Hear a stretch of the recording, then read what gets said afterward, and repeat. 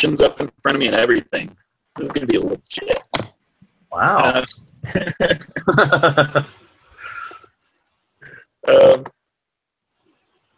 Someone feel inclined to offer a prayer? I'll go for it. Okay. Dear Father, thank you for this day, and think that we'd be able to come together as a group and be able to discuss the cases and present our ideas and thoughts. Thank you for the opportunity that we have to take these classes and be able to continue to learn and develop personally and towards our careers and taking care of our families. Please bless us this evening, that the Spirit will be with us and that we'll be guided in our discussion, and we say, in the name of Christ, amen. Amen. Okay, so right now, technologies. Someone want to give a brief summary on what this case is about?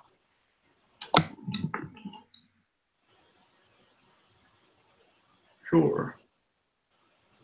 So pretty much what I understand, it's a technology on how companies respond to their customers via email.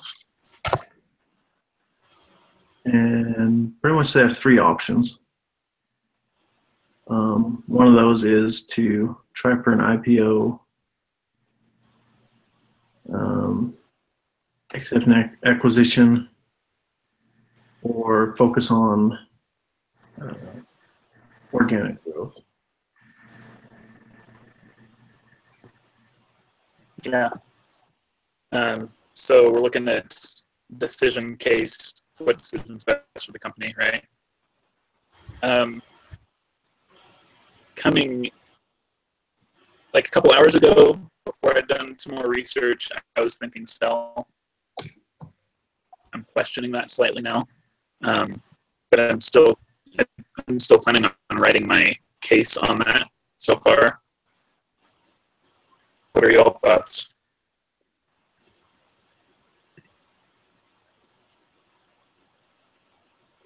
You said you were planning on writing your case study on what? I had a little static.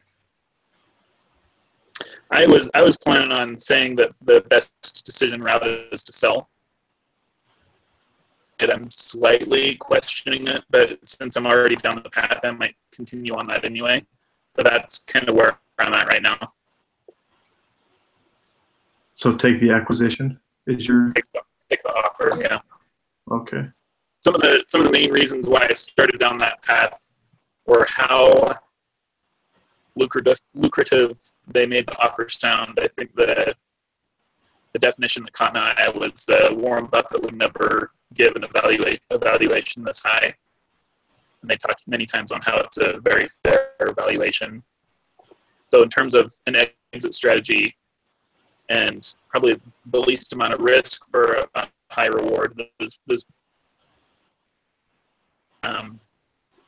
kind of looking at some numbers and things like that. Right now I'm kind of questioning it, to be honest, just because of what I see as possible opportunity in gaining market share.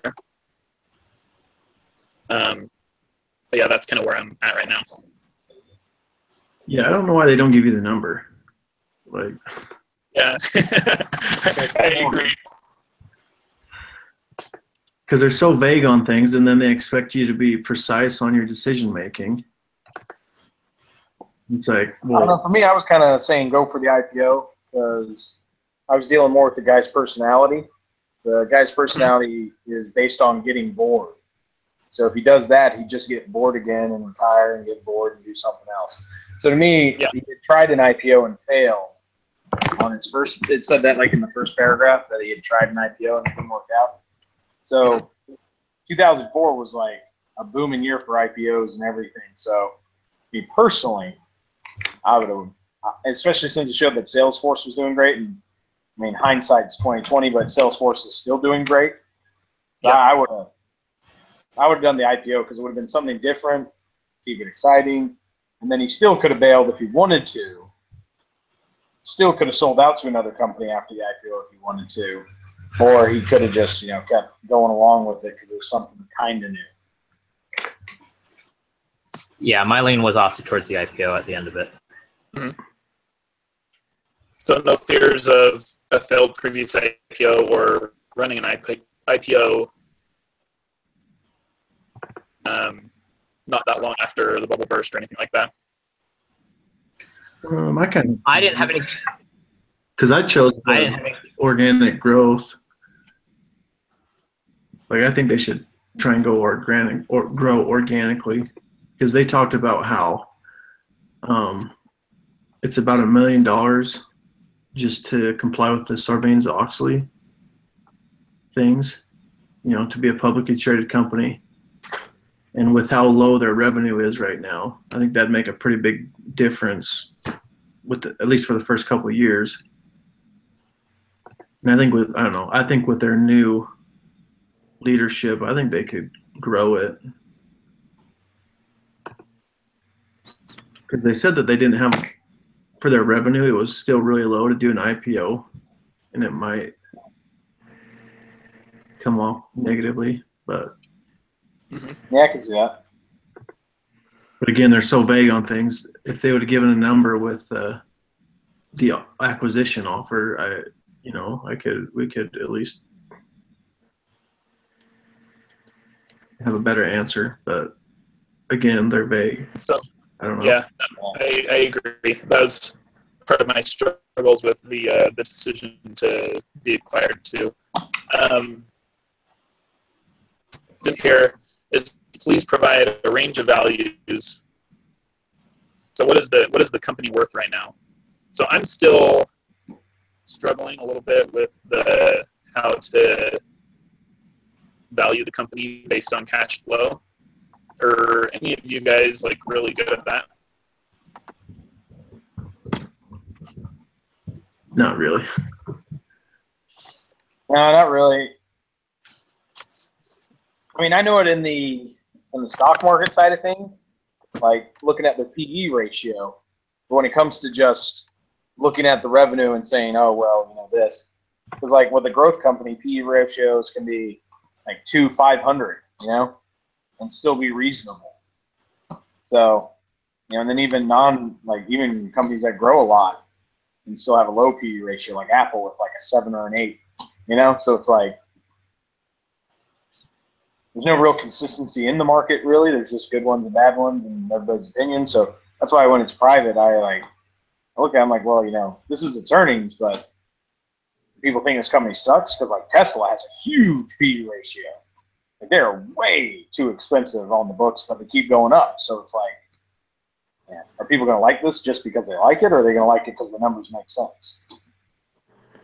I think people are hoping magic comes from there. So in my research, my limited research, so I've looked at a couple things saying that you can multiply sales times 4, some things like that. And then there's another one to base it off of the current cash flow. And so I was running some numbers, and I'm not sure if my math is wrong or not, but I was getting a value of closer to 33 million right now. And based on the recent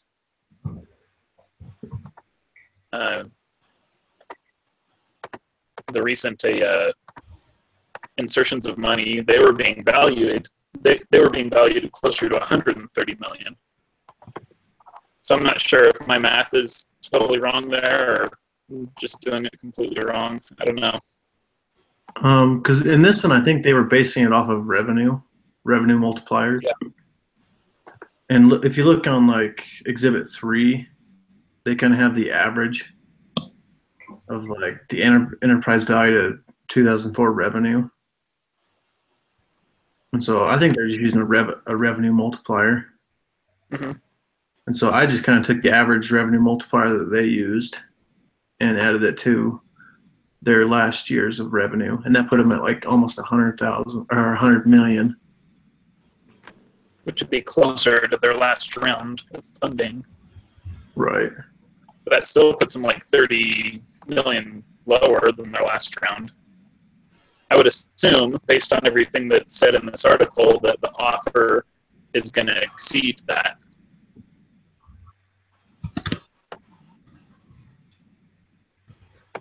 So I mean, the question itself is what is the value of the company at 130, between 130 and 160, just because the last round put them at 130.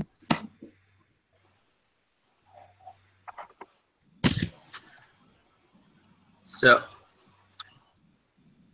Any, if you actually take the average of go on, John. the 4% or the 4-time multiplier, Yeah. and their total revenue of 35 million, you're looking at 143 million, which is about that ballpark of what that 135, 130 range. Yeah, that's pretty close. Oh, yeah. Which exhibit are you grabbing that revenue from? Sorry, what? Which exhibit are you grabbing that revenue from? Exhibit 2. Exhibit 2, the total revenue line for 2003.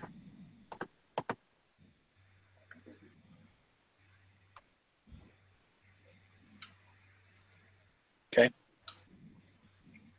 You said you used the multiplier of 4? Yeah, I know that in 2003 revenue. So I looked at the Exhibit 3, the market value to revenue Oh, okay. for 2003, 2004.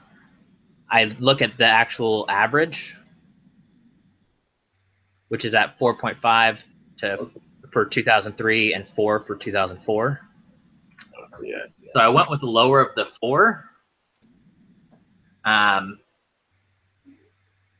as the multiplier for it. Gotcha. That makes sense. So the other question they have is, if Greg's investors seek a 30 to 50% internal rate of return, what value do they need to be at? Like, what kind of profits are they expecting? So if they were buying in at,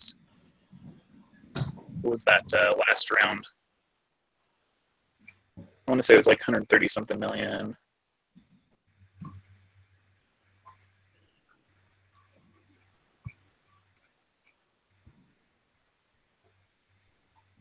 Sorry, looking.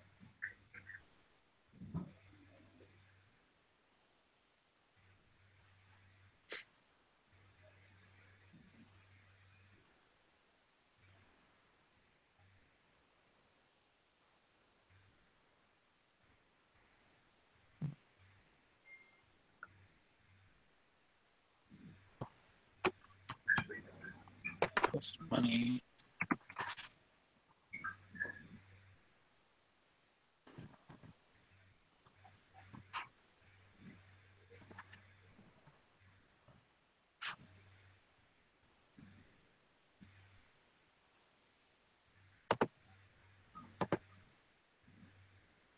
$129 million was the last round, is what they were being valued at. So if those investors are looking for a 30 to 50% increase,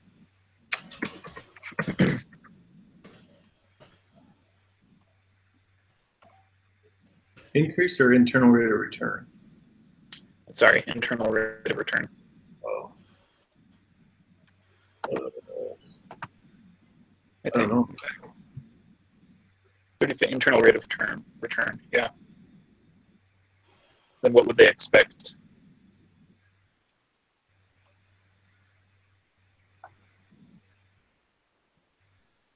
So what's the calculation on internal rate of return? Do you know? I don't remember, to be honest. I bet Google could tell me.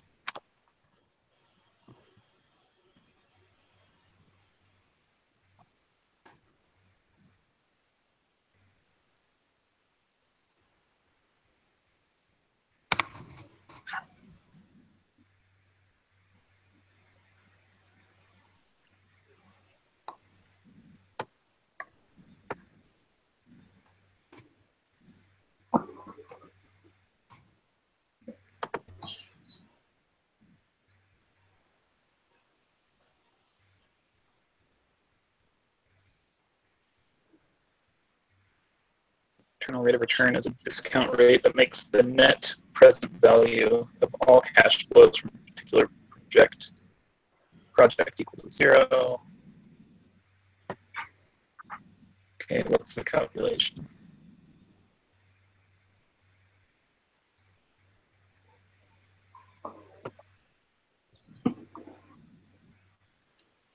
Oh, yeah, that would take me a moment to figure out.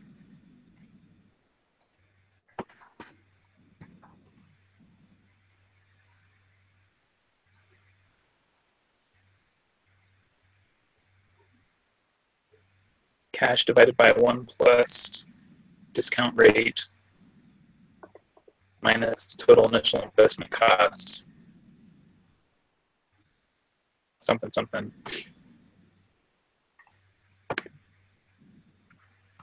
Say again, it's cash minus rate. It was, oh, come on. It was, gosh, my computer's being such a slow piece of junk.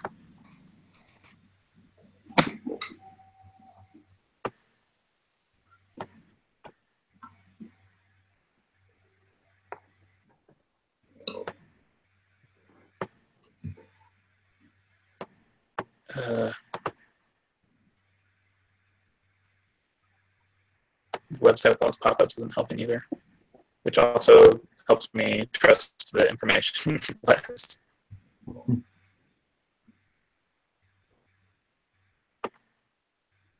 getting out of here.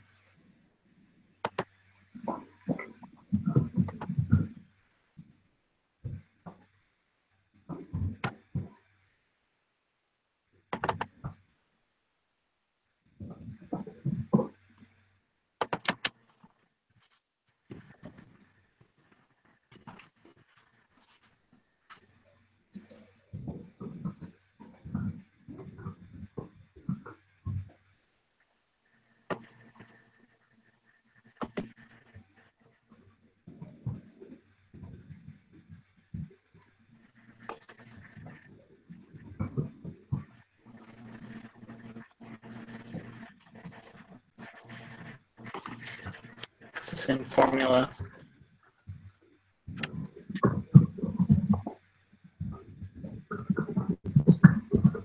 Something that I'd have to work through because my math is not the greatest.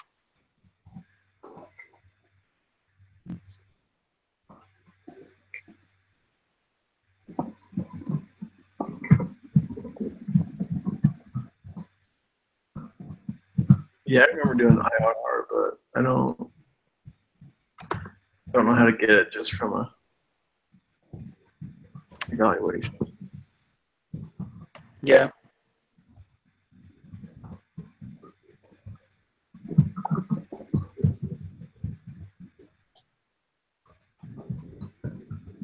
Return net present value.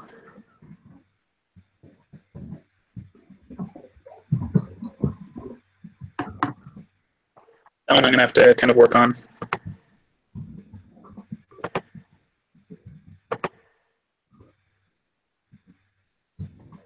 That sounds good. We can skip that one for now if we want.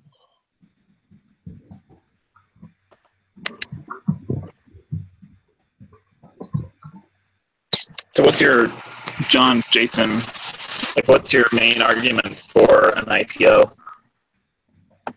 Well, to be honest, it's just that, you know, when you look at the Salesforce models and the revenues, like from their IPO, from their S1 statement, it's very similar.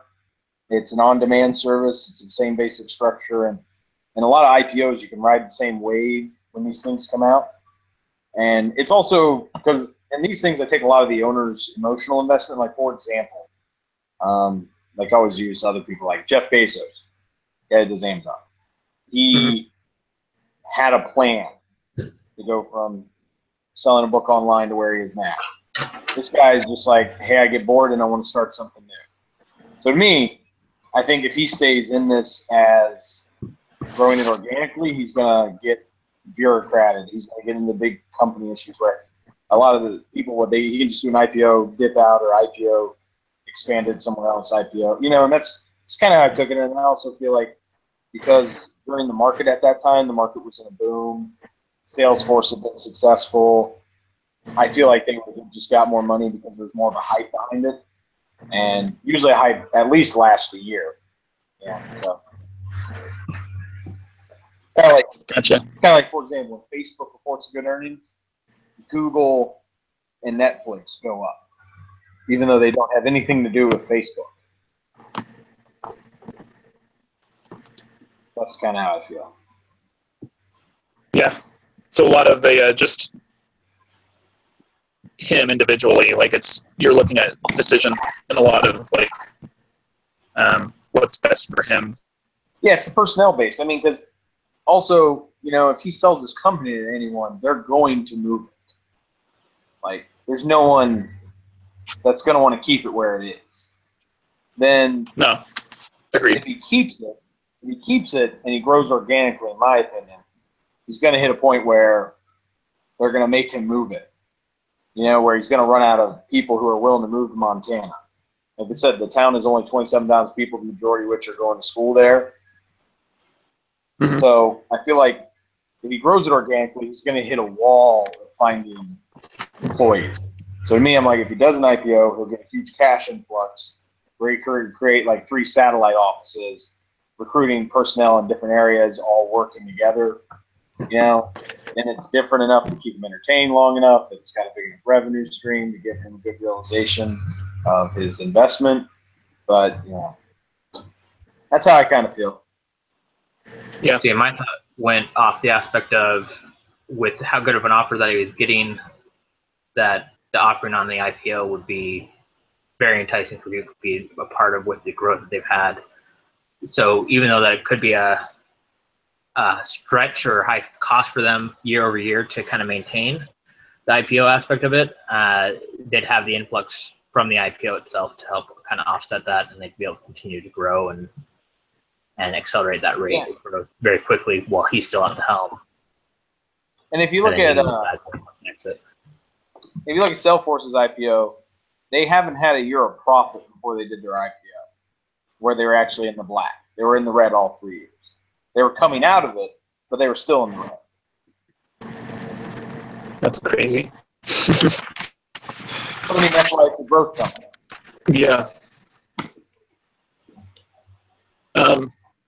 Side note, did anyone recognize his last name?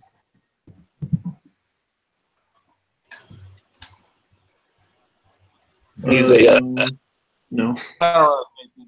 If you remember, last June, he was the politician assaulting a member of the press up in Montana. Oh. Oh, really? Oh my gosh, that's definitely him then, because he was successful. The guy who assaulted him was a successful tech CEO. Yep. I was thinking, I'm like, where do I know that name? Where do I? So I looked it up. I'm like, yep. That's awesome. Yeah, that's funny. I forgot about that. I'm probably gonna continue down the path of selling, being acquired. Instead, in my mind, the argument against it's going to be you have more potential going an IPO route, but there's more risk. And so the debate is really like, is the risk worth the reward? I think that's probably what I'm going to go with.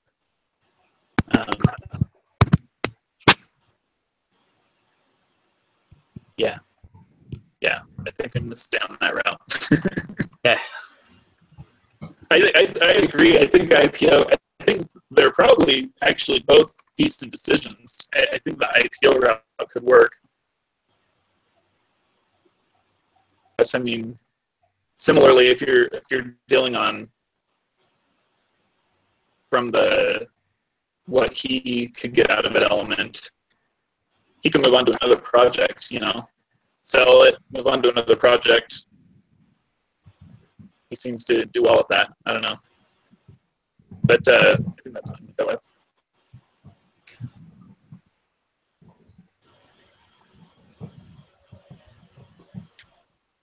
Do we need to go over anything else? How's everyone feel? I think I'm good on this one. I think we're good. Yeah, we're good. What do you think you're gonna do on your case, Michael? You think you're gonna ride on the organic route, or what do you think? I think so. Just because I know he's concerned about having to deal with like the Sarbanes-Oxley, because he says it's going to be like $1 million a year just to comply with that, and it takes a lot of their focus away from their customers and puts it on the investors. So I think I do agree with the IPO. I just think within 2 to 3 years, I think an IPO would be a good idea. I just see a lot of growth potential with their leadership that they have now. Mm-hmm. So I think they could, hold out for a year or two and then do the IPO route, because they're fresh off of a failed IPO also. So I think that's going to have a little stigmatism. Yeah. Right on. Well, gentlemen, I think that we're probably good, unless anyone wants to talk about anything else. So just real quick, we have no group case due Saturday, but we do have another group case due Wednesday next week. So meeting for that one. When do we want to pull that together? Do we want to just meet once next week and cover both the one due on Wednesday and Saturday of next week, or do you want to try to pull off another meeting this week? Doesn't matter to me. I'm thinking we could meet. Sorry, go on, Jason. Well, I can't meet Thursday, so I mean, for me personally, I prefer to do it next week, but I'm okay either way. What, As long as it's not on Tuesdays. Monday or Tuesday? I can't do Tuesdays. I have a different group meeting on Tuesdays. Okay. Early could everyone do it if we did it on Monday? I mean, typically 7 Mountain is the earliest I can do.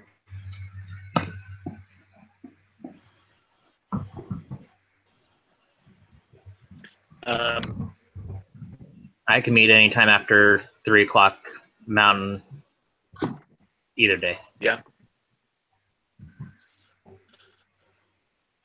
Yeah, I usually don't go home till about 6 Mountain Standard Time. So. Okay. Jason can't do it until 7 Mountain Time anyway. So, how's everyone feel about Monday? Would you prefer not to do it on Monday? Should we do it Wednesday? Either or works for me, Monday or Wednesday. They're both about the same. If it's Monday, if it could be after 7:30, we try to have our family meeting all completed by 7:30. Get my boys down. Gotcha. I'm fine with that. But after that point, we're done with family meeting. I'm fine with that. But I can do Wednesday also just fine. Okay. I want to put in my case study that he should body slam the competition.